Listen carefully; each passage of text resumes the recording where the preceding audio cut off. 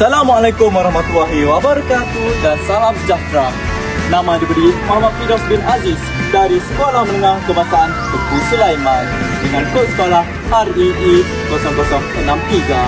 Bagaimana kita mahu mengetahui hasrat KPM untuk melahirkan generasi yang mampu memimpin negara?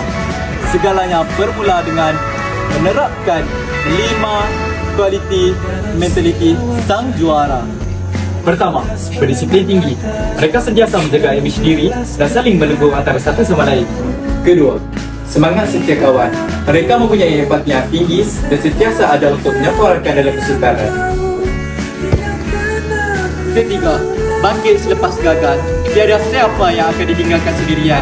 Setiap kesilapan mestilah diharungi bersama demi sebuah kemenangan. Keempat, menghormati yang lebih berpengalaman. Mereka sentiasa merendah diri dan memuliakan guru walau di mana sahaja berada.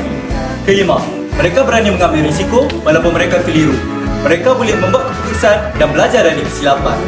Hasilnya, dengan gabungan kualiti-kualiti ini, kita akan dapat melahirkan murid pemacu masa hadapan yang sedia untuk memimpin negara.